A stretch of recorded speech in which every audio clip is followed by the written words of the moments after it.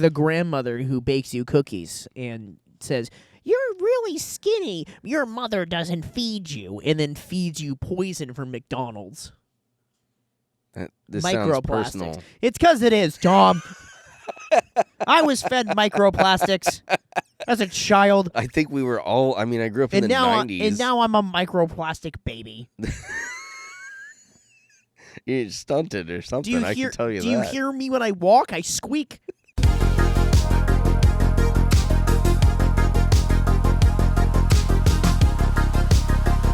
Are you guys talking about that magic shit?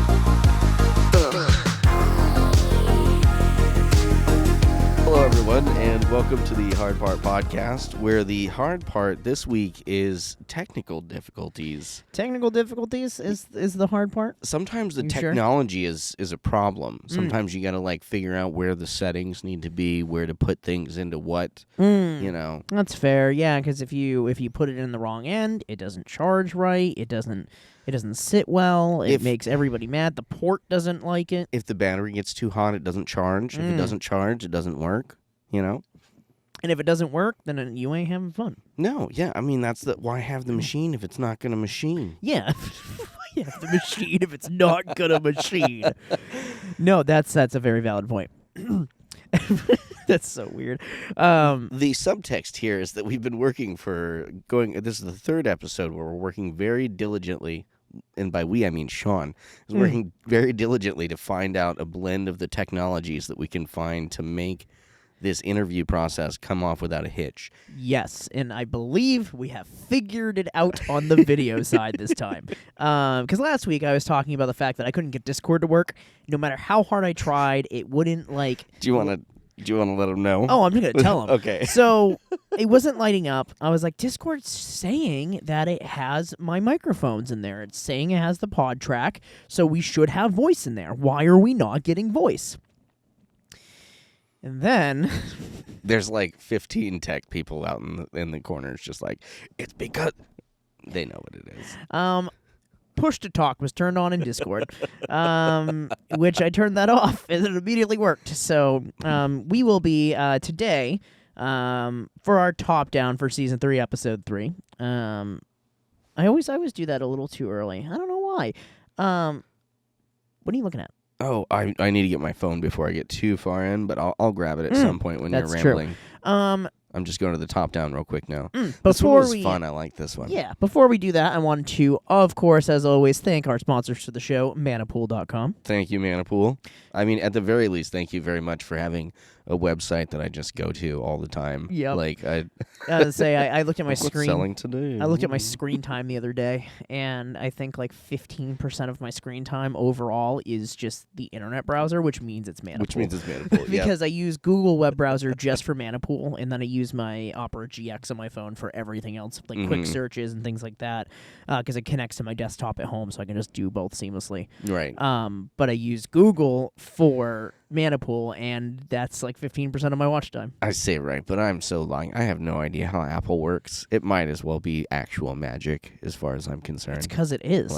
That's why we're recording a Magic the Gathering podcast. On the Apple? On the Apple. I'm surprised that Apple hasn't onto the back of a Magic card yet. Not yet. They're going to be iCards. Yeah. If you're looking for Magic cards that are not Apple branded, go to Manapool.com. There's singles there. Strixhaven officially releases next week. Pre-release just happened, so if you're looking to get cards a little bit ahead of time, you can go there and look at it. Or you can wait till the actual release next Friday, which you will see this episode on YouTube the Monday after the set releases. I would say I've got it all hammered out somewhere. I need to start going in and naming the episodes because so it's just a blank slot. It's a blank slot all the time. And as always, thank you, Greg, over at ShippingShield, for getting our packages safe. I like my package to be secure. I also appreciate a secure package. I have no comment on your package per se, but everyone's package should be secured. It should be. That way the technology works with it and everything. Call Greg to secure your package. Call Greg from ShippingShield to secure your package. Email's probably better. Yeah. You know. Tell him the Hard Part Podcast sent you. Yeah, let him know. Yeah, let him know that the Hard Part Podcast said you would handle he would handle your packages. Great delivery there, Sean. Thanks. Great delivery. I tried. It was a save at least. Yeah. Solid. Yeah, I try. But the top down for Season 3, Episode 3, I will give in a second here, because I'm going to grab Tom's phone. The other phone? I just slightly unplugged my headset. Oh, no, that's no fun. It sounds like a robot. Oh, I don't need that for a while anyways. I could have grabbed that. That's again later okay. on. Everybody gets to see it. Yeah. So, Season 3, Episode 3, technical difficulties and us making sure the camera works is important, because we have our first non-friend interview. Not somebody we know. Well, I was going to personally. say, Ray seems like she's a friend. I mean, she's in our extended TikTok Magic the Gathering family at this point. Have we done an interview with them, though? No, that's fair. That's what I'm saying. That, and you haven't had a formal introduction on any level. No, not at all. so- This will be my first formal introduction. Yeah. We're going to be having an interview with Against the Grain today, who is a Magic the Gathering TikTok person who does finance Yeah. for Magic the Gathering. Regular finance, a couple little fun videos here Yep. and there, but the finance is where it's really at. It's always again, we do a lot with finance and listing cards and so forth, but as of this card went up 400% today. It's like, whoa, well, I'm going to dig those out, or I'm going to adjust the price on those. Yeah. That's Yeah, considering, we ran into an instance where all the deserts from Hour of Devastation all spiked up yeah. a ton, Who knows why? 15 cents. I'm sure and- someone does. Yep, and all of them bought out. Hopefully she does. We're going to be talking about a big meme format happening on a lot of the pages, if you follow any of the Facebook pages at all, of Grizzle Brand. We're just going to look at a couple different ones. Grizzle the Hizzle and... At first, I was like, crap, I don't even know how to look stuff up in Facebook anymore, because you can't really do the hashtag thing, I don't think. Not on Facebook, no. And so I was like, I'm just going to... And then I started scrolling through it just to test my theory. There's plenty on there. We're going to rate There's some. We're going to look so- at some. I have a bunch of them already downloaded on my phone, not even Okay. because of this episode, but because I had them because they were funny. We've done 2 or 3 as the podcast now, so I've Yeah. just thrown them out there. Yep. We're going to be talking about some Magic the Gathering rules updates, because Strixhaven caused a lot of rules to change. Did you like that? I did. How you just... Oh, that's really funny. I didn't even notice that. Okay. That's okay. a really good thing. So we're going to be talking about the latest misprint that's out there right now, which I'm personally really excited to try to find. And if you out there know anybody who has one, I am willing to buy it. This just turned Strixhaven into it. If the other cards themselves weren't enough to be a chase set, now this is a chase set. Now it's a chase People set. are... The second printings of this will not have these. Nope, it will not. So... We're going to be talking about, I don't know what is with the grilled cheese sandwich and pickles. What the hell is that? Keyword? Then maybe I might Got know an it. idea? I maybe have an idea. And then our deck tech for the day, maybe? Wait, Yeah. Why is Ragos... We're doing another one with Ragos in it? Ragos is in it. Let's Yes. go, the lobster boy. He's my favorite. We're I love doing- him. We're doing a food-themed group hug. Mm-hmm. Okay, so there's some wild stuff going on. Everybody's gonna get to have access to an extra card pool. Everybody's gonna get to play extra things, and we're largely gonna benefit off of it. But there's gonna be Yep. plenty of food as well. It's an So, America deck. plenty of food. Plenty of food. Too many cooks. But yeah, just getting started, I'm just going to go right into the misprint stuff. Okay. Our first thing, because Yeah. it's right on my mind. I've been talking about it a lot with friends. So, Card Monday and quality control has been a fun problem recently. We talked about it a few episodes ago. I think it was last season. We talked about who actually runs the printing press for Magic the Gathering, and it's a company called Card Monday. Cardamundi. Yeah, they do Magic the Gathering, Pokemon, Star Wars Unlimited. They do a bunch of card games. They have a long and mysterious history of printing cards. Nobody knows where they came from. Nobody knows. Not a single person. Even the people who work for the company don't know how it started. There's even a museum. There is even a museum. But because Card Monday has been having some fun problems recently, they're the ones who were responsible for all the Lorewyn Teenage Mutant Ninja Turtle mix-up packs. They're the ones who have been doing in Avatar. We had all of the full art cards that were double faced that all had the line through them, which happened in Lore 1 Eclipse as well. Yeah, smears. I was gonna say the printing stuff and the correlation stuff. So I think to some degree, like the printing errors and the swapping here, but I think there might be a distributor who might be in charge and causing issues with the promos. Okay. But I'm not sure on that one. Actual printing issues are things like your foil stamps in the wrong place, or your foil stamps in the wrong place is a lot of things. Not like slightly off, because there is like a gap that it's supposed to have some of. There is a little bit of leeway in there. Sometimes it's just it's one of those weird things about misprints and whatnot. Where everybody thinks it's a misprint and it's not. It's within its limits. Yeah, I was gonna say there's like sometimes it's a unique and different misprint that's really cool, and then sometimes it's just a damaged card. It's just a damaged card. Or it's just like we had before. It was just a shitty printing. Yep. It was just kind of blurry and just splotchy. Terrible. However, this new round of I would say happy mistakes, happy accidents. I'm going to take a Bob Ross on this one because this one's great. Just some happy little accidents. So in Star Wars Unlimited, if you've never seen the cards, I'll throw a card up here so you can see it. They also do an oval shape for their rares as well in that game. It kind of happened all around the same time as Magic moving into that system. And on theirs, they have these cool little X-Wing fighters in the hashes, where Magic has the Planeswalker symbols and the mana symbols. They have that. You know what would be really cool, Tom? What's that? It would be really cool if we put the X-Wings on Magic cards. Wouldn't that be nifty? Wouldn't that be nifty? That's what happened. So first wave of Strixhaven came out, and a Reddit user posted a picture of 3 cards. 2 of them had X-Wings, bless you, and bless you. Comedy comes in 3s. I almost popped my back with that one. Great.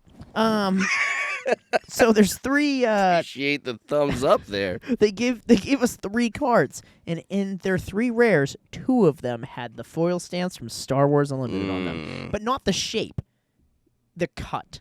See, and that's what kind of gets me is I think I just need to figure out more about the process of how that's made, because as far as I know, they're made beforehand. They're not stamped out of a big old page. I wonder if it's a roll that then gets cut on the machine and then they like slide it onto the card as it goes through the conveyor. And I wonder if somebody just put the wrong roll inside of that, because it's going to have all the cutting settings and everything on that printer. And I think they put the wrong roll in. But so it started off with just one Reddit user putting it, and a lot of people were like, oh, this is a weird little misprint. And then more and more people are like, oh, it's not in collector boosters. It's in every booster that has a rare has a potential to have an X-Wing on the foil stamp on any of the rares. And people are looking too. I'll tell you what, like people are really just... There's a lot of auctions on Facebook right now, and there was one on, let's see. The most recent one I know of is one of the Amitrii has it. Right. The special guests, so Magnus the Library has it. A couple of other it's basically any rare has a chance to have it on it. Which makes me wonder if somebody found a Japanese Silver Scroll Force of Will with that on it. That's a 1 of 1. That would be a gigantic card. That's got to be like a 1 of 1 right there. That would be a gigantic card. Like... That's it. Like, think about that. Jim meant 10. It makes me want to just... is it? Because it's technically a misprint. So if you sent it in to get graded, they would print it as a misprint. That's wild. Which is crazy. And if you're wrong about that and this gets clipped, we'll know it because 1,000 people will tell us that. 1,000 people will tell us that we need to go back to our day jobs, or I wish podcast equipment was more expensive. I do love that. I do love that because, like, I don't know. obviously screwing around in the basement somewhere. Yeah, can you not see I got a blanket behind me? Do we look like we have a multi-million-dollar channel like the professor who has a team of researchers who probably write all of his content? If you're here and listening to this, you should be looking to catch up on a couple of little magic news things and largely screwing around. Largely screwing around, yeah. But no, it's really, really cool with those stamps. And I don't care what the rare is. It could be the worst rare in the set. If you have that foil stamp on it, please reach out to me. Yeah, Sean will buy it. I will buy it. If it's it. a 15-cent rare, I will buy it from you for $5. He will. And I will pay for shipping. I will buy everything from that. Because I want to get it. I want to send it out, and I want to get it graded to see what happens. See if they would mark it as a misprint. Honestly, again, we're going to the best place to, we'll have to take a little bit of trade fodder in there. Yep. So I just want one really bad. Just go in there and I don't care what I got to trade. Okay, I do care. Yeah. However, no chrome mocks. Yeah. However, the problem lies once again though in quality control and checking. Is it though? That's a lot of cards to go through. But it's also it's really cool. I don't know. Again, I feel like that's one of those things where somebody, even if they caught it in quality control, they could have taken it back and been like, "Hey, we got a whole batch of these that got printed with Star Wars." Yep. And whoever was running the line at that point was like, is it the worst thing?" See, the thing is, it's got a lot of people excited, like, "Oh, we're gonna get a Star Wars set." No, because they don't change the foil stamping on the card. They don't. I don't think they would do it for that. I understand where you're at, and I understand what you're saying, but Disney owns Star Wars, and Disney's down to make a deal, and Disney's already doing dealings with Magic. They already are selling Magic product at Disneyland. I mean, Marvel makes just as much money for Disney, so why wouldn't they change the foil stamp for Marvel then? Well, that's a pretty good point. But they would have done it already. Seen that? We've seen the foil stamps on the cards. We have, and they're not Marvel? They're all just normal stamps. So that's where I think if they were going to do it, we had Spider-Man, and that didn't have any special... That's fair. So if they were going to do it on purpose, I think they would have done it already. Mm-hmm. I feel like that would have been an early on in the process, not we've done 4 sets by Disney now, or 3 sets by Disney. We should now change the foil stamp. Again, they do things new and different all the time. Yeah, because the biggest times we've seen the change is when they made the triangular one, but even that still only has the Planeswalker foiling within it. Can I just say that it's silly.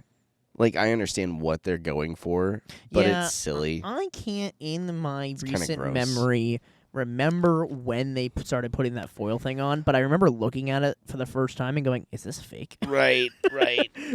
That, and it's kind of like that 20 factor too, where have you pulled up a 20 that was printed before? Yeah, it's just weird. It's that's not shit. That doesn't even actually pass any of our tests anymore. That's not real. I have a $1 silver certificate that does that, where it wouldn't pass a marker test. Yeah, except silver certificates are. I love mine. I love mine.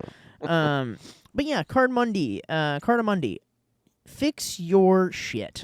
Cardamundi, keep doing what you're doing. I like it. I love it. Way to go, night shift guy that just approved this because he wanted to go home early. I hate that. I'm gonna get an email in a couple weeks I wonder what the financials of that are. What do you mean, like how much money they are actually Strixhaven's now? I mean, Strixhaven boxes did jump. Yeah. Right after that. Yeah, I don't know. Ben Bateman hasn't made a video on it yet. Yeah, he did. Of course he fucking did. Yeah, he did. That's probably what it jumped. Yep.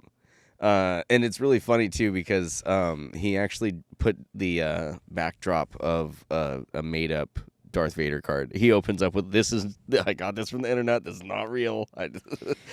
But that being said, I think that it's really fun.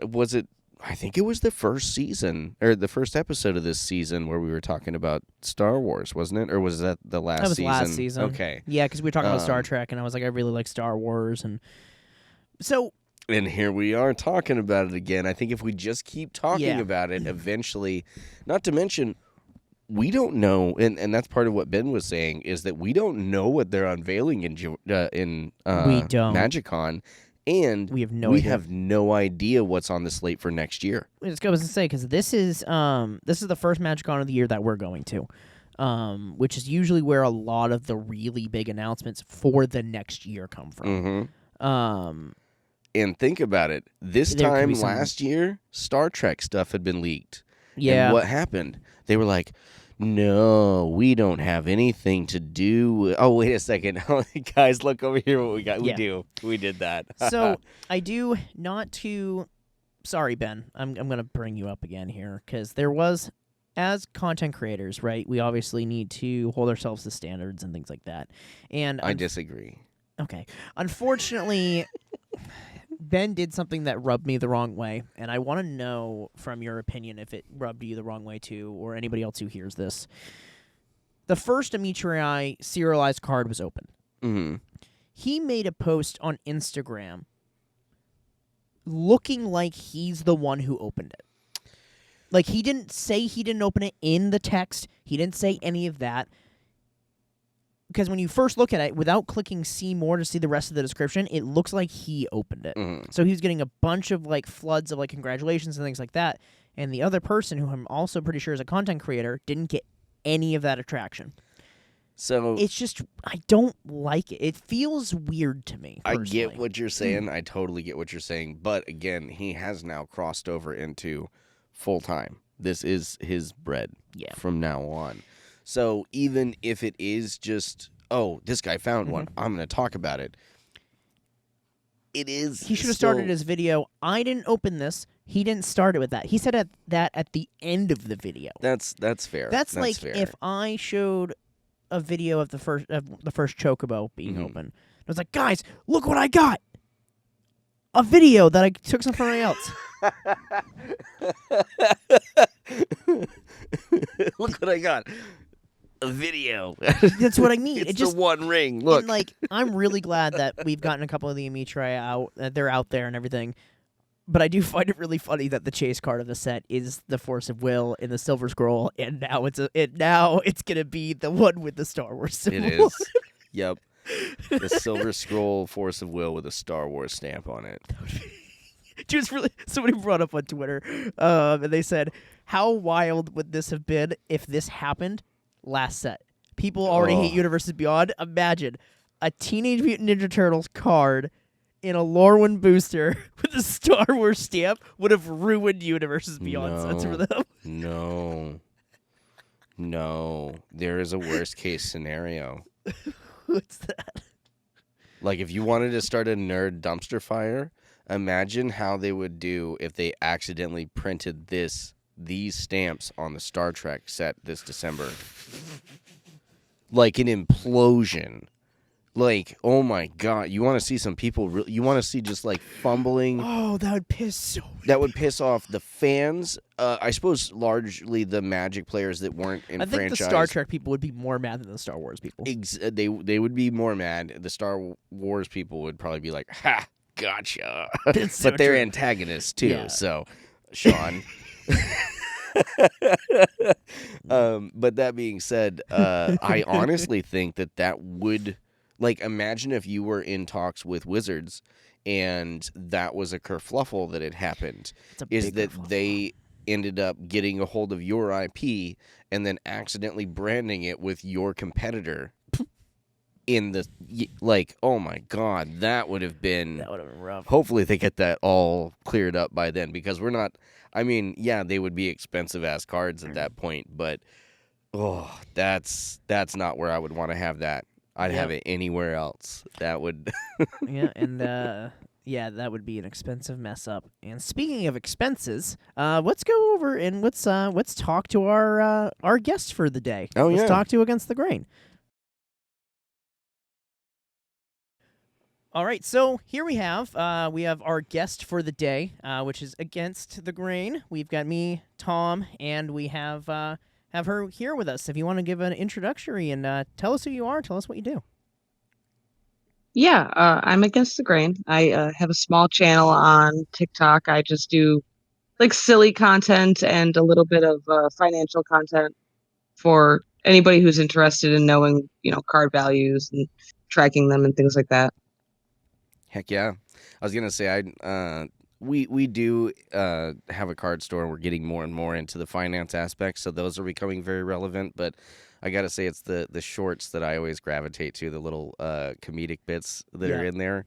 And I gotta say, there's definitely a couple of jokes that you have in there that are just absolutely hilarious. Like, Yeah, Tom will come to me because we started our channel because at work, our boss at the time was like, "You guys talking about magic too much at work. Go do it somewhere else." And so we did. And so like we talk about magic so much that he'll be like, "Hey, did you see her video today? Did you see the funny thing?" And we always seem to gravitate towards your page. And like Tom said, we're not super big on the financial side. So we wanted to reach out and do an interview with you, mostly to kind of talk about that stuff. And I know Tom's got great questions for you.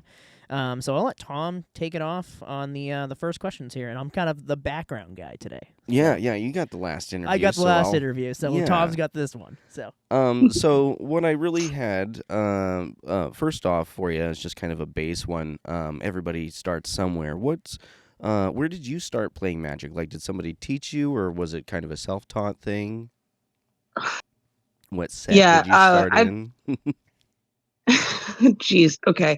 So I want to say I was like 7, 8 years old when my cousin was like, "I'm too cool for this. Take my collection." Ooh, an inherited collection. I was like, yeah. And at that young, swear I practically barely could read the cards. I was like, what is words I had never even knew it existed written on those cards. And I was all in it for the art. I would look through the art and I'd try to read the cards and figure out how to play, but I didn't know what I was doing. It wasn't until I was in like 6th grade when I actually like read a rule book and bought like a deck.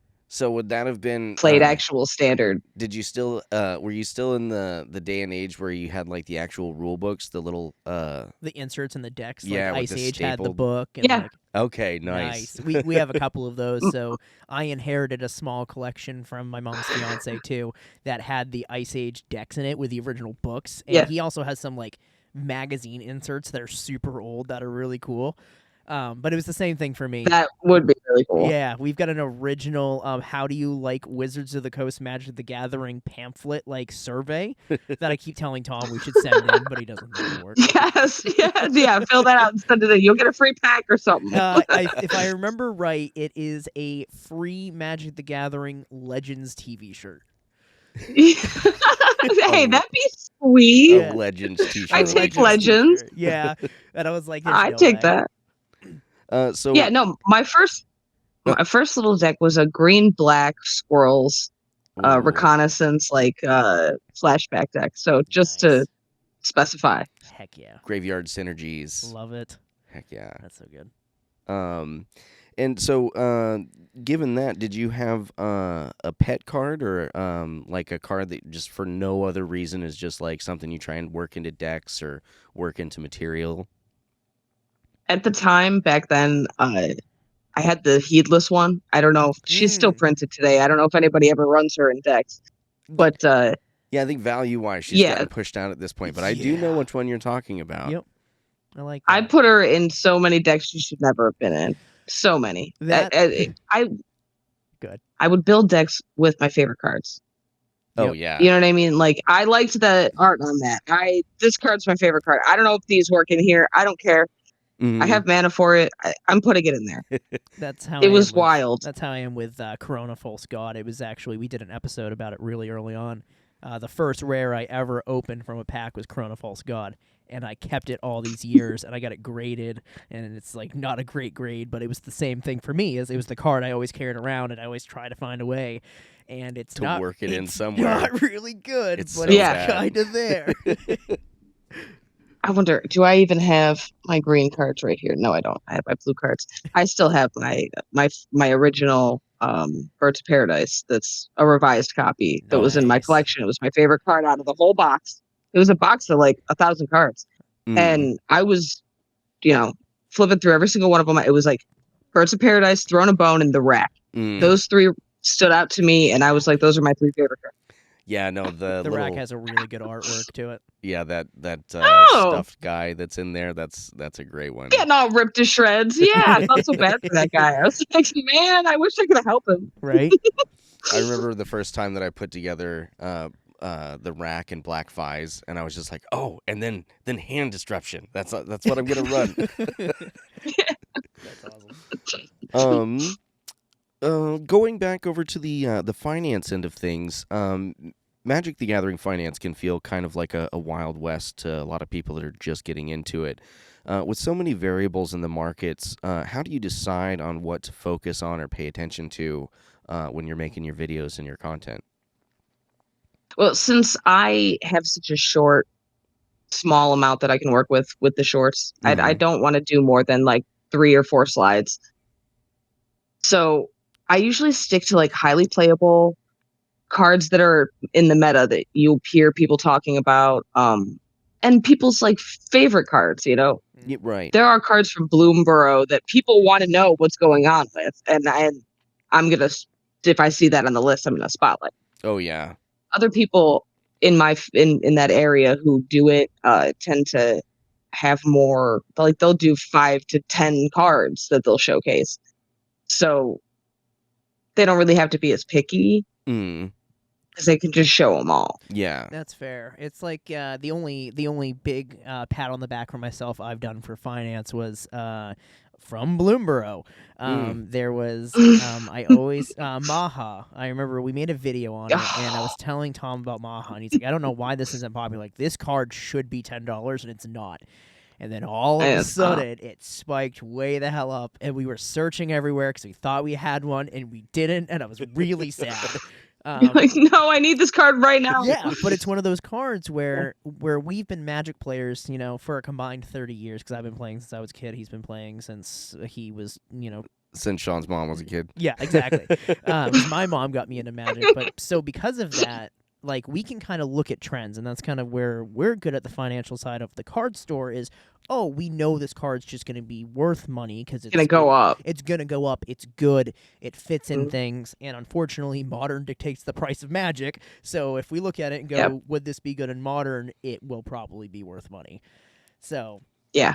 but I do really See, I like- don't know as much about the modern side of things anymore. I've been playing Commander for so long where I can look at a card and go, oh, yeah, that's going to be great in modern. And it's not. It's not. Or yeah. it's not legal. Or it's not legal. Yeah, they ban it. Yeah, like our last video that modern people hated us for. But no, that's just the thing. The Yeah. what was that one grave researcher? Yeah. Has a prepared The prepared mechanic that has reanimate on it. reanimate. That's Which the one. we were making the argument of, does that mean it's legal in modern? And the modern people did not like our question. No, they did not. I was They did not like very our question. upset. We get very little No, interaction. no rule zero. Yeah, we Don't get talk very, about that in modern. yeah, we don't get a lot of interaction, but when we do, people are mad. People are mad, and it's usually modern players. It's usually It's mad. always modern people. Yeah, I think Commander players tend to be a little bit on the more chill side unless you're talking about Commander, and then there's no chill. Oh Yeah, yeah, if like you're- the if you're CEDH. going into CEDH, people will be pretty aggressive with stuff, and I fall flat on that a lot. I accidentally put too much power in things, and I don't mean to, and my girlfriend's still really new to Magic, and I'm like, let's play more than one She's game. like, Yeah, she why are hates you it. doing this to me? Oh, it's so bad. Why do you keep killing me? See, I don't target her, and then she does something absolutely bonkers to me, and I'm like, all right, let's go. We're done. See, and as somebody who's been playing in kind of the sandbox space for a while, I love Rise decks. Like, Yeah. the Tom and Jerry deck has got to be one of the most flavorful decks that I've seen in a long time. Yeah, give Tom a ton of weapons to go after Jerry and just stomp on people. That sounds like a lot of fun. I'm not gonna lie. But moving on, I wanted to circle back a little bit since we were kind of talking about the community and whatnot. As the community continues to grow, are there any player groups or perspectives that you'd like to see more supported or represented in the design and development? We've seen a lot of activity in the trans community. There's a lot of people within Wizards and so forth, so I feel like they have a lot of support within the community. But there's also a lot of I do obviously the weekly TLDR article that we had done one on you a little while back. I've run into a lot of black creators and so forth that feel like they have a very small representation within the community. Is there any other demographics or whatnot that you think that maybe Blizzard should be, reaching out to or trying to design with them in mind? I know that Wizards does a really good job with trying to be as inclusive as possible. Mm-hmm. We see the trans representation. LCI was a partnered set with basically, I want to say South America. Right. Like they partnered with the whole country. Mm-hmm. No, I think it was Aztec culture and things like that they made sure that they brought into. So they've been very good about it. The one thing that I feel like they have lacked on was, characters of color. There's like 3 or 4 cards that represent, we have Jace, which is awesome. We But get Jace all the yeah, time. That's a running joke in the podcast of, we're going back to see what Jace is doing in the storyline again. But we have like very, he changes. We have like very little, like Teferi, for example. Teferi's a person of color. Yeah, Teferi. We don't have a ton of Teferi. We don't have any of that. So no, I agree. And I think that should come more. We have strong female characters. We have all of these other characters. We're bringing in IPs from other things. I don't know if you saw the Marvel spoilers at all, but there is a beautiful woman of color in the spoilers for that set that I'm really excited about. Storm? I don't think it's Storm. Oh, okay. I don't know Marvel though. I think it's a Wakandan I don't know Marvel character. though. Okay. Yeah, no. Yeah, so I just know the card looks awesome and it's super powerful, and I'm really excited. I am not a Selesnian player at all, but he hates green white. Way back, I think it was sometime mid last year, I found out that Black Panther was a secret lair drop that I could pick up for like $2 or $3 super cheap for the single.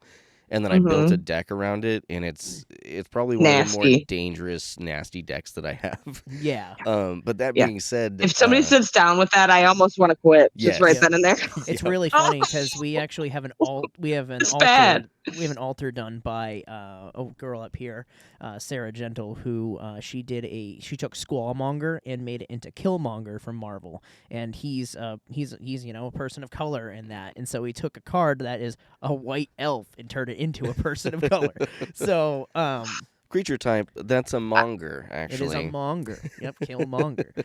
So you can have an elf be anything. It's my elves in Skyrim are purple. Yep. Oh yeah. I mean, even World of Warcraft have changed their blood elves from being that kind of pale color to now you can have different colors of the rainbow on blood elves. And at first, some people were mad about it, but welcome to the 21st century. Everybody plays everything, so who cares? Right.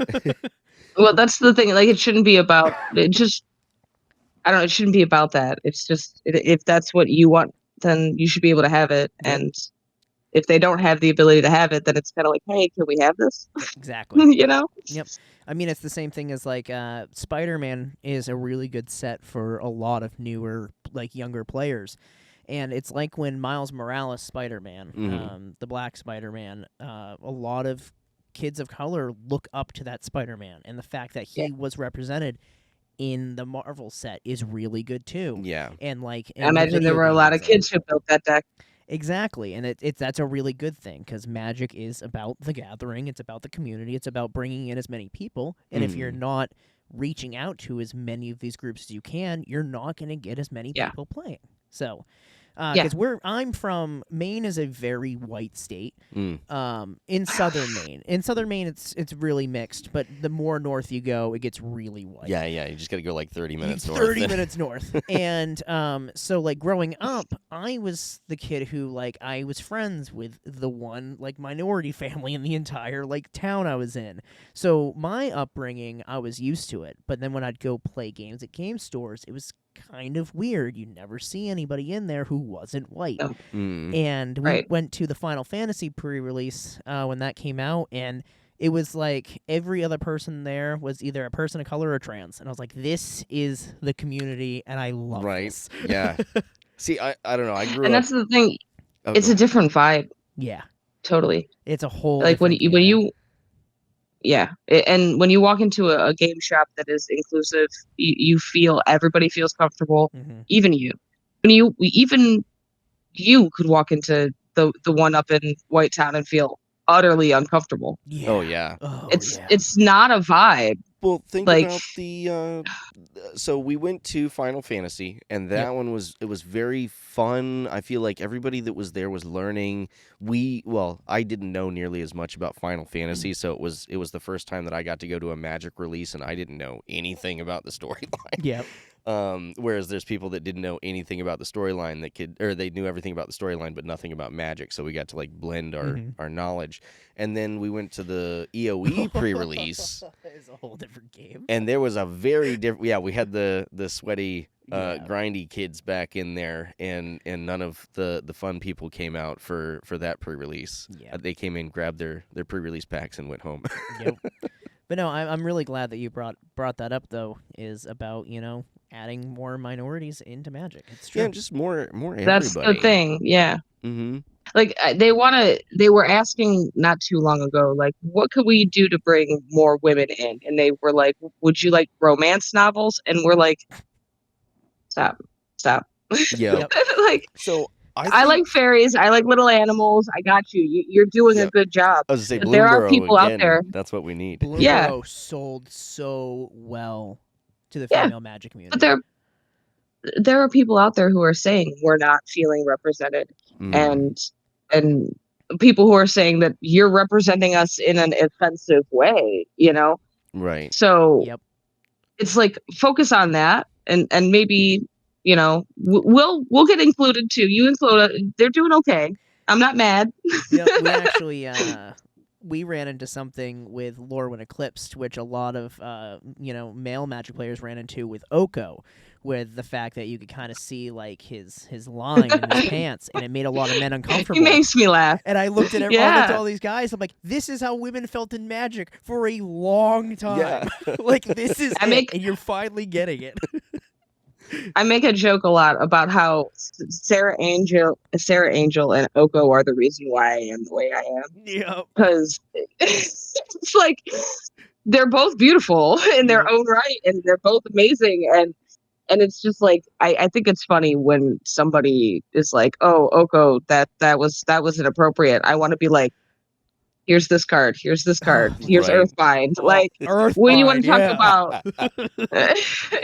Like, what do you want to talk about? I mean, it's funny, is what it is. Okay, laugh at it and just move on. Yep. Right. I think the only other hammered out question that I had for you, and this is one that we're just going to kind of do for everybody. Universes Beyond, yes or no? Like, we can't go back in time, obviously, but is it your jam? I have interesting thoughts on this. I think I believe that the reserve list and Universes Beyond are both the cornerstones of like Magic.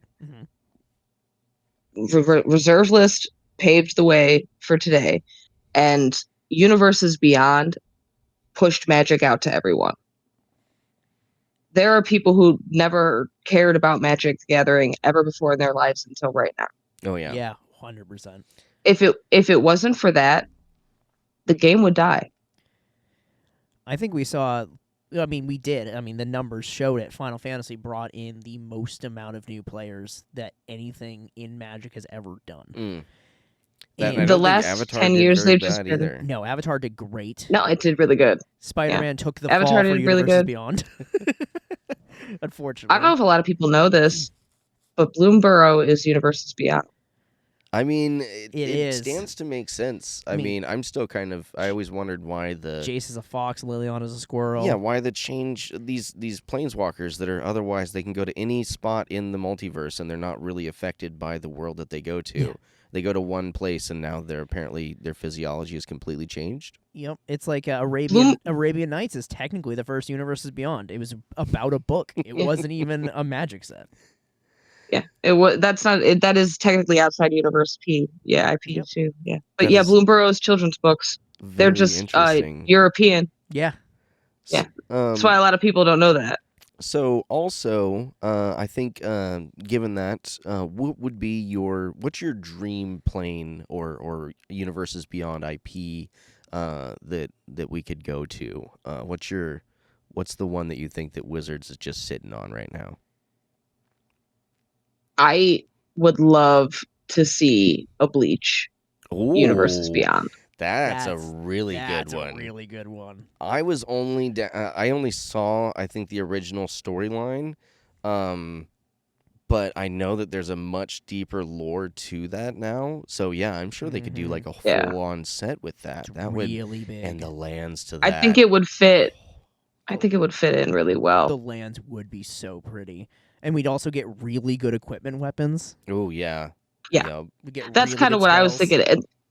And then you'd have some pretty good commander classes for that. And then maybe some you have graveyard, because of spirits and stuff. Yeah. And Ichigo would be a really cool. So in that case, what do you think Ichigo's color identity would be? I mean, obviously red because strawberries. But do you think he would be a monocolored commander? Boros. Okay. Yeah, I could see that. I could see all the way. Yeah, I could see. Yeah.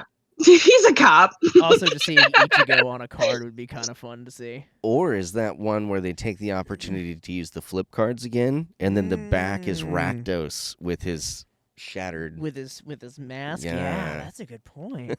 Oh, I think that would be because there would be synergy there. That would be really cool to have different types of cards with different shattered portions of mask or whatever. Yeah, and it could give us the potential at 4-color commanders again, since we're very lacking in that. Mm-hmm. I want something that isn't just Mardu but wet. Like, I want something other than that. Yeah, what's that one? I refuse to put wetness in my Mardu decks. What are you doing? That's what I mean. I actually heard that quote from our roommate Ellie. Well, my roommate Ellie, and she was talking about it. She was actually our guest last week, and she was like, "Yeah, it's a Mardu but wet." And I was like, "I'm forever saying that now when there's a color combination that just throws blue in there. Blue. It's just wet. It's just that but wet. Yeah." It's Selesnya, but wet. It's a soggy one. Yeah, soggy Selesnya. Soggy Selesnya, yeah. It's just anything blue. Boros, but wet. It's soggy. It's soggy. Soggy Boros. It's when you play almost all Boros cards and then just a couple of counter spells. That's the worst. Too. It's just soggy. Ew. Soggy. What did you sneeze on it? Ew. I know, right? It's like I counter that, but you're playing Boros. Yep. Well, instead of doing the proper I counter that. When they say that they're going to cast the spell, you do a sneeze and flick the card just out. Flick it out. Yeah. Don't even tap the land. In first, response, shoot. Yeah. For me, we talked about it last week. I'm not sure if you listened to it or anything, but I would really like to see Sword Art Online as a IP. A lot of people don't like Sword Art Online, but it's one of my favorite anime of all time. I don't know what it is. It's there's a quote in it: "If you die in the game, you die in real life." Because basically, a bunch of people have a VR headset. They go into this virtual world, and the creator of it shuts off the ability to log out. And if you die in the game, it electrocutes your brain. So you die in the game, you die in real life. But there's a lot of really good equipments. There's a lot of really good characters. The lands would be stunning because, it'd just be so good. Heck yeah. Yeah. Honestly, there's a lot of really cool things they could do for it. It was huge. I think it would bring more people into the game. Any anime IP, I think, will. Oh, yeah. Like Dragon Ball, when they was circulating around that fake pack for a while, drew so much traffic. I still think that Dragon Ball is going to... I don't know. I feel like that it'll make an appearance.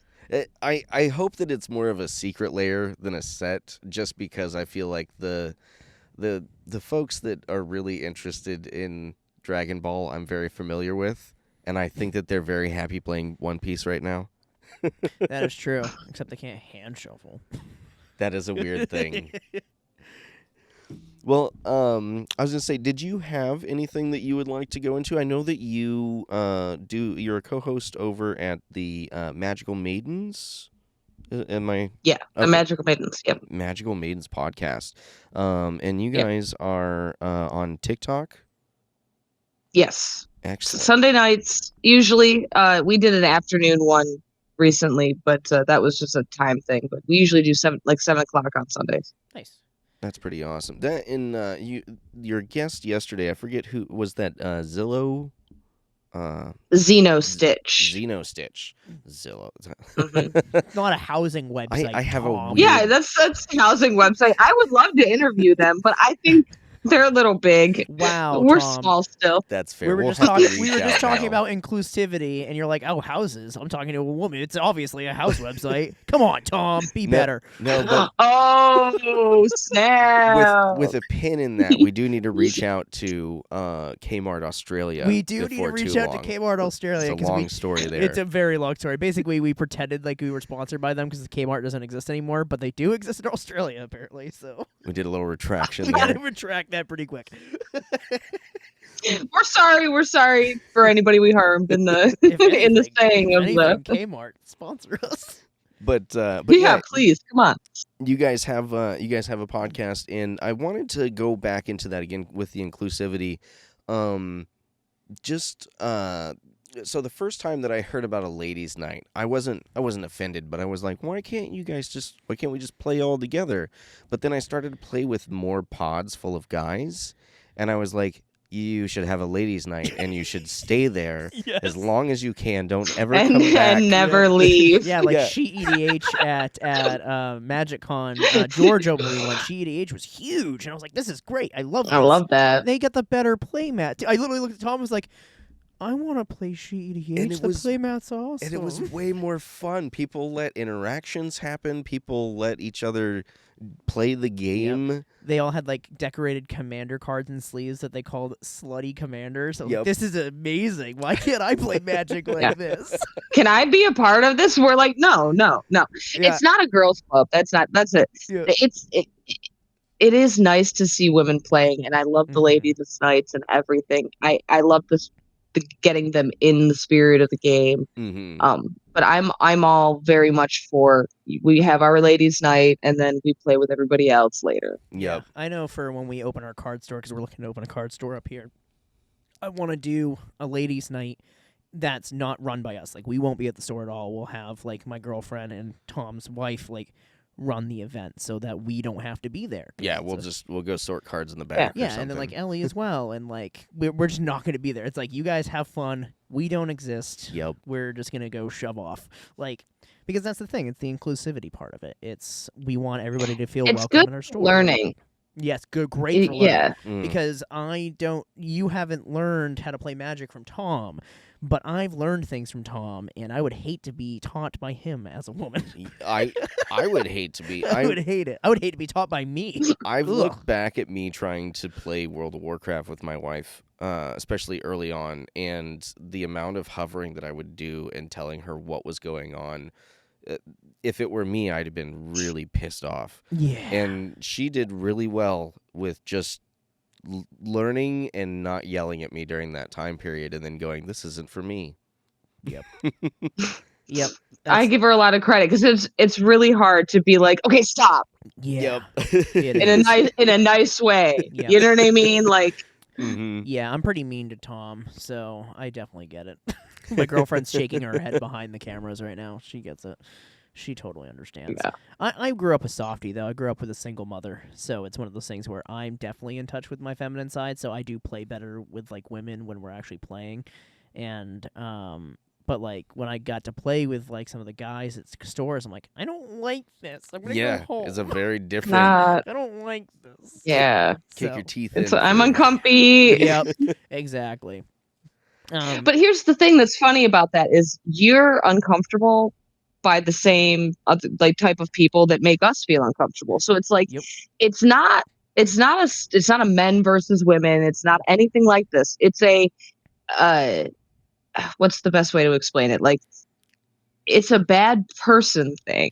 No, I It's get what an you're saying. elitist feel. Somebody had brought that Yeah. up in a short the other day. It was something along the lines of, if your significant other needs an outlet for their racist remarks, then they're still racist. Yes. Like, yeah, it's the Yeah. same thing with like, oh, I'm gonna go play Magic with the boys so I can be rude to them instead of my wife, and then I'm gonna go home and still be rude to my wife.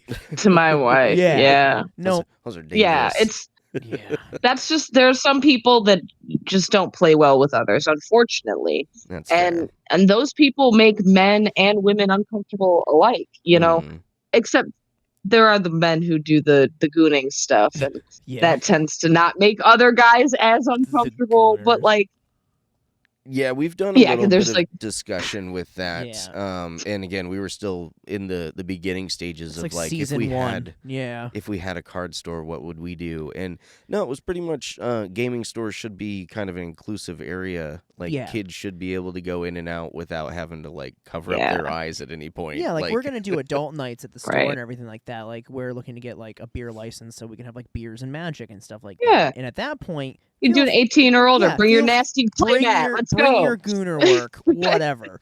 But Yeah. like, if the sun is up, leave that at home. Yeah. like, Yeah. I don't need that. For me, I don't have any other questions. I don't know if Tom does or anything or. No, that was my list. Again, I just wanted to, see, if you had anything else that you wanted to spotlight on. If anybody out there hasn't checked out Against the Grain on TikTok yet, I highly recommend it. I appreciate that. Of course. Definitely. Yeah, but thank you for joining us. Really appreciate it. And we'll let you go. Thanks for staying up late, past everything. Late yeah. for us, kind of late for you, because time zones are weird. Right. You're not. They are.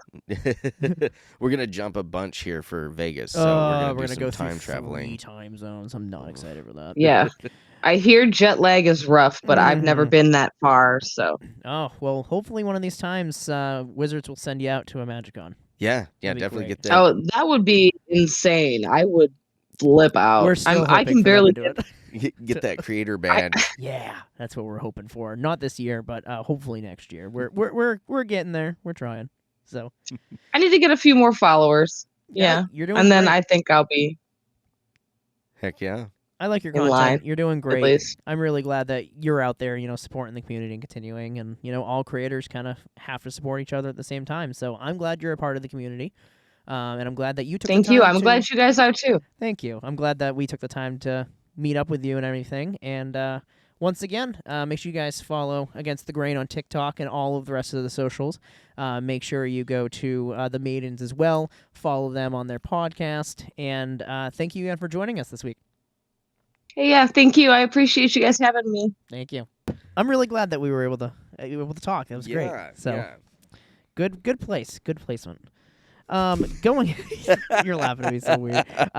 Let's move over to the keyword before we get into the Grizzlebrand stuff. We'll do the Grizzlebrand stuff towards the end. You want to do the keyword? Let's do the keyword. Is the keyword food related? It is. Is it? It's not food. It is food. What? That's not a. It That's has- not a keyword. It has a page in fandom. That's not a keyword. And we Tom, food is not a keyword. we did treasure already. Whatever. It is a keyword. Create a food token. Create a food. I know it's not a keyword, but neither are ability words, which are half of what we do. Food is Nice crack of the voice there. is a predefined token and artifact type introduced in Throne of Eldraine. Although it does not appear in the type line of some cards, the type mostly appears on tokens. Food tokens have pay 2, tap, sacrifice this artifact, you gain 3 life. I really like food tokens. Since the food type does not inherently grant the ability possessed by the predefined food token, it is possible for a card with the food type to not have the ability. which is a great question because we actually had this the other day in a discussion on Facebook where we were trying to figure out if I think her name is the Genji gal. She is a food, but she also has pay to tap sacrifice gain life equal to her power, which as base printing is 3, but at the same time, if you make her a 0-2, then you gain no life from it. And you wouldn't be, if that's the case, then you don't have the intrinsic ability to just gain 3 life if she doesn't have power. Yeah, because that's true. Because there are ways you can like make things into things. Like this card is everything. So does that mean it's a food and I can now tap sacrifice it? No, because it doesn't have the ability. Right. It's just a food. Which is why Ragos specifically says they become foods. Yep. And then they gain this ability. Yes, because there are some cards like I'm trying to think. There is another example of this, and I really hate it right now. That it is the thing, but it doesn't do the thing. Vegetation Abomination. Yep. Yep. It doesn't do the thing. It's still a food, but it's not. Ginger Brew is a food, I'm pretty sure. Plant Mutant Food. Yep. Ginger Brew is a food, but it doesn't have the sacrificer for food, but it's still a Correct. food. That's interesting because that's a thing that's like. It's an additional card type that has an ability that it does, but it doesn't also do the thing if it's the thing. It's kind of like one of the rules updates, because I'm going to throw the rules updates kind of as we go in here to fit it in. We can move right over into One that. of the new rules updates that they added was the book came out as a type. There's a hair on my chin. There was a. It's an uncommon situation for Sean to run into. It really is. But no, they changed the book was added to the new Strixhaven set. Correct. Because of that, they went back and everything that is a book is now a book as well subtype. Yeah, what was it, like 42, 48 Yes. that they went back and... like Tamio's Journal is a book now. Cody is a book. There's a couple of other of course, Cody's a book. Yeah, I know. But there's a couple of other cards that are books. And I actually called this out when we first saw the new Cody print, and I said, oh, they put book on his subtype. That means they're going to change that. Look at me go. I'm Wizards' #1 fan. We introduced the new book artifact type on Diary of Dreams in this release, so it only makes sense that we'd add the book artifact type to some older cards as well. If you're looking to catalog these changes yourself, you don't need to learn a catalog because book. Dewey Decimal System, so we'll just give you a list. And yeah, Arcana Encyclopedia, Autograph Book, Baron's Codex, Fool's Tome, Geth's Grimoire. I would say the tome. The tome is probably one. Otherworld Atlas. Like, I'm not going to list them all out. There's a lot. Spellbook is now a book. I mean, it's a book. Additionally, a few cards create tokens that need this update, so we've added the rules text on the following cards so that the tokens get the book artifact type. Tamio, Volo, and Moira. That's, for me, adding that type means we're going to get more book stuff. Oh, yeah. Which is really cool. Dude, I just want a commander that's like, flip, the ability would be called flip through the pages. And it would be search your library for a book card, put it in your hand, then shuffle your library. I mean, that would make a lot of sense. Yeah, or, yeah, that would be kind of cool. Because search your library for a book? Search your library for a book. Yeah, because library, it's where the library is where books and the Dewey Decimal System, that doesn't happen. Yeah, the Dewey Decimal System, the thing that's used in libraries for books. I told you, speaking of, this is just a footnote at the bottom of the rules changes. I told you about the slumbering trudge. Yep. Okay, where they've got to they've got to errata it out the gate. And then there's also another one, Spry and Mighty, where it says choose 2 creatures you control, blah, blah, blah. Now it's going to be choose exactly 2 creatures you control. So basically you can't choose one and then choose the same one again. 2. Yeah. Yeah, there's a few different rule changes that they've released too. They've eroded a few cards and some wordings just because they are actually kind of confusing. But this is what happens when you don't test your game anymore. So There is, let's see here, because I've got the page here. There's a lot of rules changes for one set. I will put the link in this video, if I remember. Hopefully I do. But it is going to be right on Wizards' website, which if you go to wizards.com, if you go to the Magic section, I know for a fact it's probably going to be one of the top articles because it just came out. It's the third one. Yeah, it's really good. Go look through it. It's a really good read. There's a lot of really good information in it. And some rule changes that actually did kind of need to happen. So there was also a historic ban list update, but 2 people play historic, so you can also go look. Yeah, there's a bunch of bans right out the 5. It's everything from the Strixhaven bonus sheet. Oh, yeah, I mean, Library of Alexandria, Library of Lang. There's a lot of broken stuff in that. There's a lot of broken stuff. But yeah, so rule changes are there. Book is now a type. Friggin' awesome. There's a bunch of rule changes to the increment, the way increment works, and that needed to happen. If that doesn't, kind of weird. He doesn't say if that doesn't sound familiar to you, it's because it's not out yet. So here we go. First day errata on 2 cards, and then an ability in the whole set. The last time I remember something this big was when they put Jace the Mind Sculptor on a sheet, and then on opening weekend when. Oops, he's banned. Whoops. So if you pull him in your pack, you can't play him. He's banned, even in limited. No Jace the Mind Sculptor. 107.3E is another one. They've updated this rule, the wording of this rule to clarify that cards that reference the value of X for a spell on the stack, like Brass Infrascope, will see the modified value of X in cases where it's changed by effects like Unbound Flourishing. That matters because, for example, in Helga and stuff, that's a lot of X card things. I was wondering about that with Increment 2 because it is a math equation at that point. Because, because it's no longer just X is this. It's a variable. It's X is a variable based upon this. Because now we're doing math. I thought math was for blockers, damn it. Not for drawing cards. Not for drawing cards. I can't even draw. How many variables are in that equation? I resign. I quit. 9 to the 7th power? I don't know, man. What is that, 97? I don't know math. I went to a poor school in Maine. 118.7E. I don't know what this one's about yet. Reducing cost of spells or abilities by reducing a particular mana symbol can be complex cases involving hybrid mana symbols.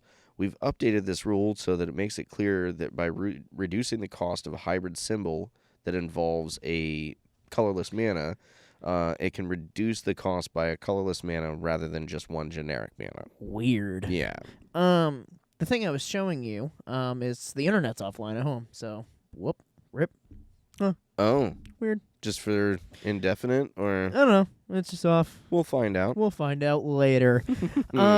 So, yeah, like I said, rules changes, lots of them. Ulick, was the funny mana thing that we were talking about the other day was changed because they needed to clarify it for some reason.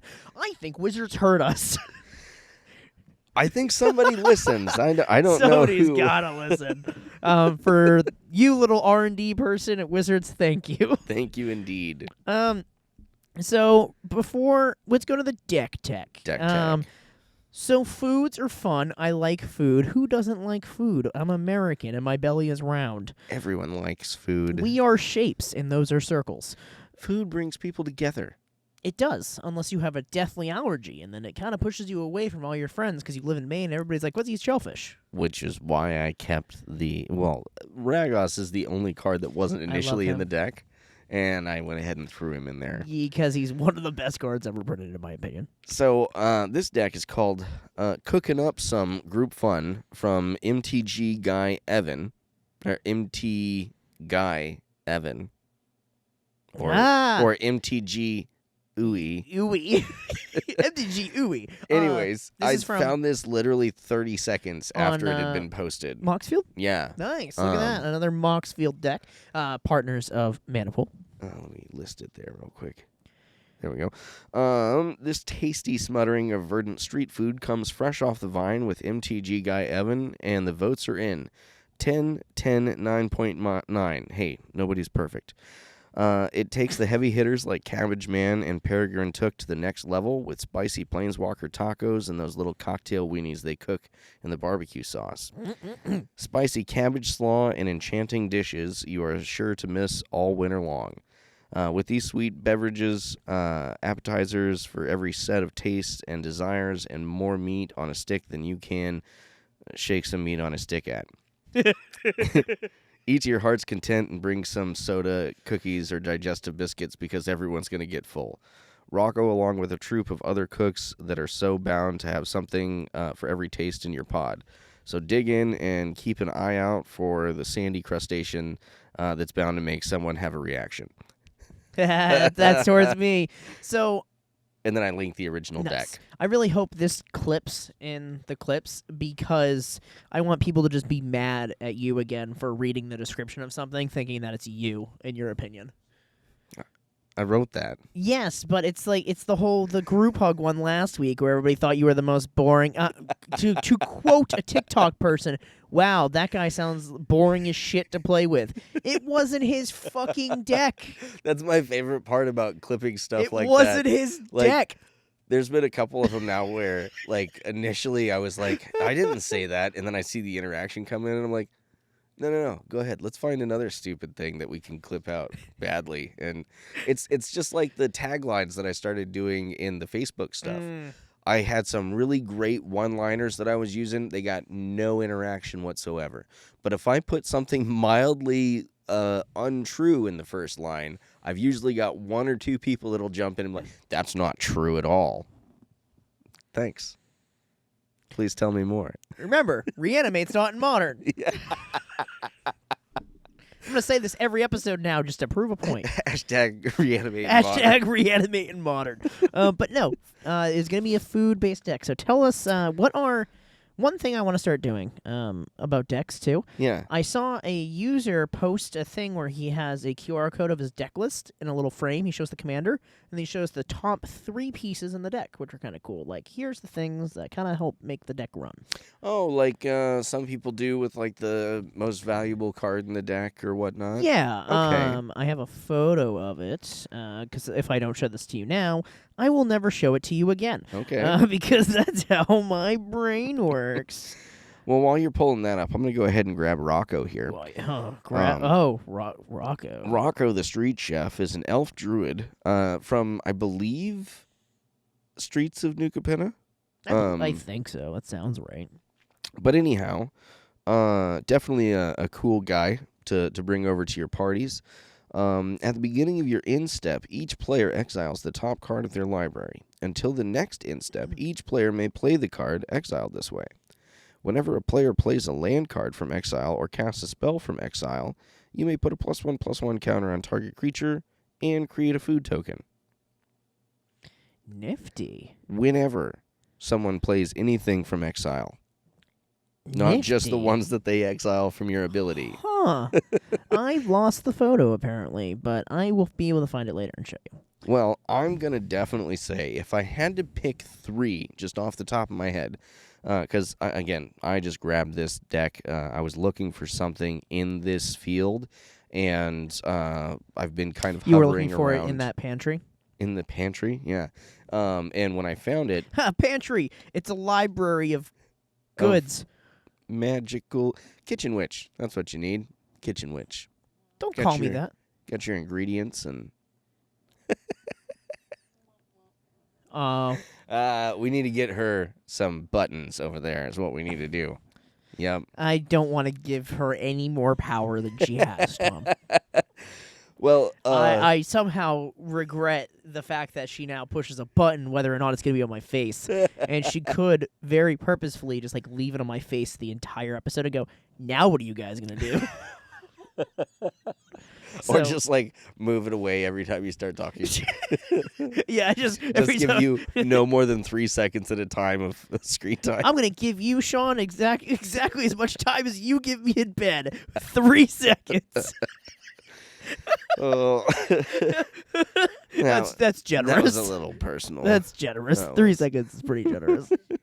So, I would say if this deck has an MVP, it's 100% gonna be the Academy manufacturer. Oh, what a great Okay. deck.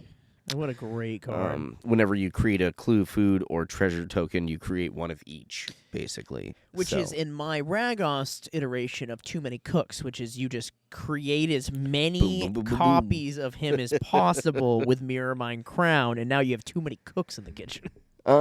We've got a couple dorks in here: Avacyn's Pilgrim, Birds of Paradise, Dryad of the Elysian Grove. It's not really dork, but it's fixing. We've also got Balin. The Haymaker? Yep. Oh, it's in that color pie. Oh. Yeah, All yeah. you had to say was Balin, and now I know what color pie we're at. Oh. We're in Naya. Yeah, we're at Naya. At At least it's not Naya, but wet. we do have a sub theme of art of enchantments in here as well. Well, yeah, you have to. It's because there's a couple of enchantments that create foods, right? Yes, there are a couple of enchantments that create foods. There's also some really great food and enchantment synergies. Ooh, that one's always nasty. Reckless Fireweaver. Oh, I like that card. Whenever an artifact you control enters, deals 1 damage to each opponent. So now I want you to think of that with Academy Manufacturer. When you create one food, you create the food and the other things, which now is dealing 4 damage to. You're also going to be exiling stuff from people's decks that they really want to play, and they're going to be incentivized to. And some people's decks are based around playing things out of exile in one way or another. Yeah. This would be a big crazy. problem for me with Asmo because pretty much everything with Madness goes into exile when I'm casting it for Madness. That's so crazy. So they would every single one's a food and a +1/+1 counter. Wild. So yeah, open up a food truck, man. This is the way to do it. I'm gonna bake Balin like a rabbit. Stassi Enchantment, Satyr Enchanter, a bunch of different stuff to get value from playing her enchantments. The Cabbage Merchant, of course. Of course. Absolutely it's just great a card. good card. Tireless Provisioner. Yep, great card. Did you put Tireless Tracker in there? Tireless Tracker creates clue tokens anytime a land comes into play, which I think would do that deck good with Academy Manufacturer, where you're going to be creating Are more. you sure you're not thinking of the Tireless Provisioner? No, there's Tireless Tracker as well from Innistrad. Okay, because Tireless Provisioner says whenever a land you control enters, create a food token or a treasure token. Tireless Tracker is you create a clue token. Mm. Can you continue that? I'm going to pull this up because I know I'm right, and I want to prove you right. Now I gotta know. Wild Seer, the Scouring Maw, is a pretty nifty one. Elemental Wolf with Trample. Enchantment spells you cast from your hand have Cascade. Tireless Tracker. 2 and a green, 3/2 Human Scout with landfall. Whenever a land you control enters, investigate, which is create a clue token. And whenever you sacrifice a clue, you put a +1/+1 counter on it. Nice. Way to go. So that would fit in because when you create that, you use an Academy Manufacturer to create more of those things, which then hits Reckless Fireweaver. I'll have to tell Boom. MTGUE. MT Gooey. Gooey. Thanks again, by the way. Great deck. This is a lot of fun. I ran more than a couple of hands with it earlier before I wanted to, while I was checking to see if I wanted it. And this is a lot of fun. This is definitely going to go in a very crazy direction really fast. The ramp in here is really great. Oh, yeah. Have you heard of Ninja Pizza? Enchantment, food you control have tap, sacrifice this, add 1 mana of any color, so they become treasures. What? Is that from TMNT? Yeah. Holy shit. And then at the beginning of your second main phase, create a food token. That's wild. What? Seal of Pandemonium. Ninja Pizza. Seal of Cleansing. Wow. Song of the World Soul. Whenever you cast a spell, populate. Oh. But yeah, just a lot of really great cool. just play stuff. And now it doesn't have like I'm going to win type of situation. You're really just like you're building a win situation out of just like steamrolling people with lots of value. I was gonna say because eventually you could also just kill people with Ragost. Yeah, because you could just Ragos slowly deal 3 damage to everything, everybody every turn. As far as I know, there are no straight up infinite combos.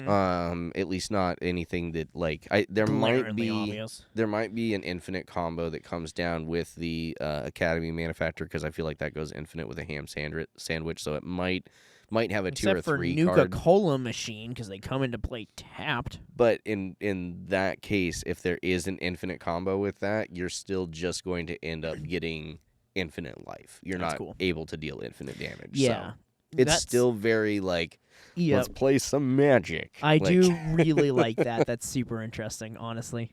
But yeah, I'm going to have to take a look at that deck because I've been looking for a good food deck. Because, like... And it's really, like, you can do some crazy stuff with all the extra tokens, but... Because my squirrel deck does some food stuff, but it's not... Because you can build squirrels, like, the forage route, which uses foods. Forage is an ability that you can sacrifice a food token or exile 3 cards from your graveyard to do whatever the forage ability is. So food is really important in that. So usually you do it with squirrels, because squirrels forage. Forage the porridge. So, you want to know something wild? Got an idea? Now, considering how much the deck is? Yeah, that Academy is in there. Let's see. Balin's not cheap either. I'm gonna guess $3.45. It's $1.98. Really? Yeah. Wild. Yeah. Again, there's nothing crazy going off. You're not really getting your commander out there until turn 2. That's actually fairly possible and really nasty. Gosh. Yep. He's like, oh, you're not gonna get out till turn 2. Never mind. Holy cow. And then not only that, but everybody's drawing an extra card essentially every turn. That's so fast. And they're going to be incentivized to give you food because sometimes that exiled card's going to be the land drop that they need. They don't have an option to not give you a food. Like, I either eat your food or you eat my food. Yeah. I'm going to be the grandmother who bakes you cookies and says, you're really skinny. Your mother doesn't feed you, and then feeds you poison from McDonald's. This sounds Microplastics. personal. It's because it is, Tom. I was fed microplastics as a child. I think we were all, I grew up in the 90s. And now I'm a microplastic baby.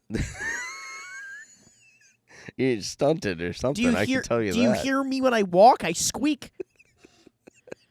That's just the diaper. The diaper I have to wear because of microplastics. But no, you can buy this deck over at manapool.com by copying the link from Moxfield and actually inputting it in the deck generator purchase. And then you can optimize it as well. If you don't care about what the printings are, if you don't care about the damage, you could probably drop that like half the price. Oh, yeah. Yeah, that, and there's some stuff you could do. The mana base isn't necessarily optimized, but there's definitely some cheaper routes you can go with that as well. Very true. And you could probably drop 2 or 3 different cards in here and get this under $100. Yeah, Academy's like good, but it's not needed. Yeah, no, especially if you're not going for, like, if you're trying not to be scary. See, Academy is one of those weird things where even in a casual game, that needs blown up immediately. That's not. That's how many not times casual. have you accidentally left it on the field for me, and it just like. They say no, Superman, no. Do you know what would be really funny? What would be really funny, Sean? If Grizzlebrand was able to be a food guy. Grizzlebrand, you know. Grizzlebrand has always been kind of a meme. Mostly, if you don't know what Grizzlebrand is, what rock have you been living under? Because Grizzlebrand is banned for a reason. Grizzleband. So Grizzlebrand, hold on, I gotta find the original one on my phone. That's Grizzle Brizzle, that's the wrong one. That's Grizzle Brat, that's wrong. Grizzle Band, but it's a band. I can't find the original Grizzlebrand. Right, now they're all gone. so hold on, let me find Grizzlebrand for you. Because, like, Grizzlebrand. How many times can Sean say Grizzlebrand in 15 minutes? Grizzlebrand. Why can't I spell Grizzle? S-E-L. Yeah, I always want to do it with a Z. All right, Grizzlebrand is 4 and 4 black pips. That really upsets people. What? That he cost 8. He costs so much. No, it pisses them off that he costs 8 and he's a 7/7 with a pay 7, draw 7 ability. But he costs 8 mana. That's true. I knew it would piss you off once you connected it. Motherfucker. So, Grizzlebrand was printed in Avison Restored. Right. It is 4 and 4 black pips for a legendary creature demon with flying lifelink. Pay 7 life, draw 7 cards, and he's a 7/7. So he's banned because obviously it's just free card value, infinite with a stick if you pay 7 life the moment he drops onto the battlefield. Yep. But somebody made a post. The original one that came out was Grizzlebrand, but green. Oh, is that what we're going with? That's the original? So that was the first one that somebody did, because they're like, what if Grizzlebrand was green? So they just made him green, so he's 4 and 4 green with Forest Walk, pay 7 life, untap Grizzlebrand, but green. At the beginning of your end step, tap Grizzlebrand, but green. It deals 7 damage to you, and it's a 7/7. And then it kind of... derailed. It derailed really, really fast. So it started off with Grizzlebrand but white, Grizzlebrand but red, the typical things. Then people started getting creative. I think one of my favorite ones is Grizzlechan, which is a cute uwu version of Grizzlebrand. I assume it has some cleavage, some grizzle cleavage. No, but he's wearing a Hello Kitty bow and a schoolgirl uniform. Okay. And it says flying and lifelink, pay 7 uwus, draw 7 virginities. I don't feel like I want to play in any in any format where that card's legal. Then there's Grizzle Bra. So Grizzle Bra is really well made. It's 1 in a black legendary artifact lingerie with pay a black, attach it to Grizzlebrand. Tap it to unattach it, tap all creatures, and put a stun counter on all tapped creatures because you took the bra off. So I found Retrobrand, who's just Grizzlebrand, but with old school retro like wording. Great. He has flying. Damage dealt by Grizzlebrand causes you to gain that much life. You may draw 7 cards for 7 life. This may be played as an interrupt. I love that, actually. There's Sliverbrand, which is all slivers have flying lifelink, and when this creature enters the battlefield, you may pay 7 life if you do draw 7 cards. That's insane. There's Grizzlebrand, but a vehicle, which is an 8-cost flying lifelink, does the same thing as Grizzlebrand Crew 7. Oh. Mrs. Frizzlebrand. Oh, all right. Flying lifelink, pay 7 life, search your library for 7 lesson cards and put them into your hand. Nah, I like that. That's on flavor, That's too. on flavor. There's Grizzlebran, like the cereal. I've seen a Grizzlebrand cereal. It's pay 7 life, draw 2 scoops of cards, and the flavor text is Avison emerged from bed to a well-balanced breakfast. And it keeps you regular. It does keep you regular. There's Grizzle Band, which is a demon god band with flying lifelink, and pay $700 for a fucking ticket. So it's funny that you said that, because I found also Grizzle Band at the same time, but it's a legendary sorcery to create 7/1/1 black demon band member tokens with flying, lifelink, and they gain pay 1 life, draw 1 card. Nice, okay. There's Grizzle Land, which is a land with reach, tap it, gain a colorless, gain a life, pay 7 life, and add 4 black mana, draw 7 cards. Grizzle Land. Is it just me, or do we have enough material here to have a set? Not even a secret layer, but a draftable set at this point. There is Grizzlebrand, but let me do something. It's 5 and 5 black pips. And a quick let me do something. This creature and its abilities have split second, flying lifelink, and it's pay 7 life, draw 7 cards. Pay 55 life, create 55 burgers, 55 fries, 55 tacos, 55 pies, 55 cokes, 100 tater shots, 100 pizzas, 100 tenders, 100 from the thing. Let me do something. Let me get something. I got it. This is the one right here. For 1 and a black, I have Griffbrand, who is a legendary homunculus. Pay 3 life, draw 3 cards, shuffle into its owner's hand or library. How was that pronounced? Griffbrand. Brand? Yeah, I'm sticking with that. It sounds like you're sticking something in your mouth while you're trying to fucking say that. I have Grizzle Brat, which is a 0-cost legendary demon with flying lifelink. Pay 0 life, draw 0 cards, and he's a 0/1. Yep, I found your Grizzle And band. then his flavor text is Avacyn emerged from the broken vault, but her freedom came at a small price. Him. Because it's So, did you know that Grizzlebrand is dead? really Yeah. Liliana killed him with the power of the veil. that's like, rough.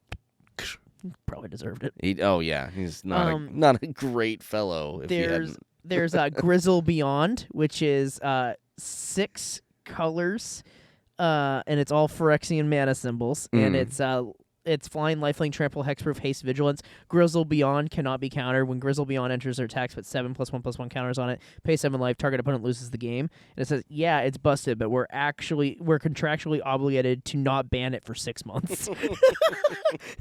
At Vivi. Grizzle Branding. It's a legendary enchantment aura for 1 and 2 black. Enchant target creature. Enchanted creature has haste, flying, lifelink, and tap, pay 7 life, draw 7 cards. Great. Grizzle Brizzle. It's a legendary creature, Demizzle, Fizzle, Life Lizzle Link, Pizzle 7 Lizzle, Drizzle 7 Sizzles, Ava Sizzle, and mizzled from the Bezizzle Vizzle, but her frizzle came at a Pizizzle, his Zizzle. The quote is from the Zizzle Knight of Cathizzle, according to Snoop Dogg. So, bravo on making it through that. But, Thanks. and I didn't want to stop you, but I'm pretty sure that drizzling in any form of competition is banned. Okay. In fact, it may also get you escorted out of. It'll get you Grizzle banned.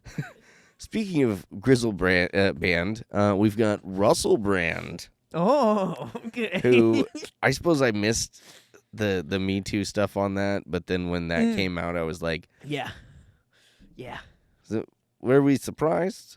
But anyways, flying mentor, pay 7 life, sacrifice 7 human tokens. You become the monarch, and spells you cast cost 0 for the rest of the game. Grizzlebrand, but a fucking cactus. Fucking cactus. It's 4, 2 green and 2 black. Trample lifelink. Non-entirely 10,000 needles. Pay 7,777 life. Draw 7,777 cards. Grizzlebrand, but a fucking cactus, gains plus 7,777 plus 0 until end of turn. Oh, Seriously? it's a play off of the. Okay. Seriously, just as I thought this trend couldn't get any more silly. Dismissal Brand. Ooh, It's some art from the counter spell with the fizzling spell. Mm-hmm. But he's kind of Grizzle Brandy. Oh, okay. 4 and 4 blue, flash flying, pay 7 life, counter up to 2 target spells or activated abilities, draw 3 cards. That's more overpowered. Yeah, it is. Grizzle Bland. It's 8 colorless. It's a creature citizen 7/7 with effects you control. Can't cause Grizzle Bland to gain abilities. And the flavor text is, that's Grizzle Bland. He should look like white bread. So I've got a white one, actually. Grizzle Brand, Angel Horror, Reach Infect, mill 7 cards, gain 7 life. Also, I love AI cards. I love more than AI cards. I love very bad AI cards. Yeah. Look at that guy. Oh, that's so bad. That's a tile. Look at this AI card.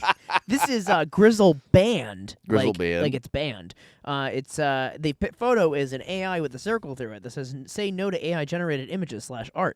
And it says, if you control a creature named Grizzle Brand, you may pay 7 life rather than Grizzle Band's mana cost. Exile all AI generated cards, search your opponent's library hand, graveyard for any number of AI generated cards, exile them. Opponent whose library was searched this way then shuffles it. So I think that's a very good one to work towards a close on the subject with, because I think we've probably gone over the Grizzle too much. The Hizzle, the Grizzle, the Shizzle. That being said, I do have one final one, is in Grizzle Brand's meme fall. It's 1 and 2 white for an instant. When this card is, when you cast this card in the comments, please exile Grizzlebrand cards. Players can't post Grizzlebrand meme cards. Damn. Swell card there, friend. I do. But that's the Grizzlebrand meme. The thing that's happening this week in Magic the For Gathering. some reason, which is kind of my favorite thing about these Magic pages, is one person will make a hook, and then everybody goes, wait, Hey. we could do something about this. And then Yes. it just like goes absolute. And then people start using like, people are like, oh, I'm gonna make this green instead, and they AI it, and nobody has a problem with it now. No. Yep. What? I love it. I think that it just got like super attacked for a while, and then like companies found that if they were going to use it, they couldn't talk about it. Yeah. And nobody cares about the little people using it. It's like, oh, your cousin Jim made it for his podcast. Nobody cares. Yeah. That's whatever. He's probably not. He got 15 subscribers. Nobody cares. Like, We've got 14, so people still care around us. boom. Um, That's why we stay under the radar. that's why we stay under the radar. I do want to thank, once again, our sponsor for the show, manapool.com, for everything that they do. Yeah. We you absolutely guys so love you. much. I hope we can do something for you for MagicCon. I am excited to continue our continued support from you. I'll get an email out. Yeah, Tom, I'll what do I get it. pay you for? It's a good point. What do I pay me for? Yeah, that's also a good point. We don't get paid. We don't get paid for this shit. Wait, That's our sign off. We don't get paid. Wait, you guys are getting paid? Wait, you guys are getting paid? And, of course, ShippingShield as well for Greg taking care of Tom's packages. And Sean's. Well, I mean, Sean primarily does the packing. Rude. How's that rude? Because you don't help with the packing. I do all the pulling. Sometimes I need help with the packing, though. I don't do all the pulling. Sean does half the pulling and all of the packing. Well, yeah. Sometimes we got to switch it up. Thank you guys for joining us for episode 3 of season 3. We are very excited for next week. And as always, insert slogan here that we have not created. Yeah, we're still working on that We're one, guys. still It's coming working on it. along. It's somewhere. And the soft part is the opposite of the hard part. The soft part is having to end the show and crying. No, you have to put on a face for a little bit until you get into the bathroom, and then once you clean yourself up, then you can cry. Have a good rest of your week, everybody.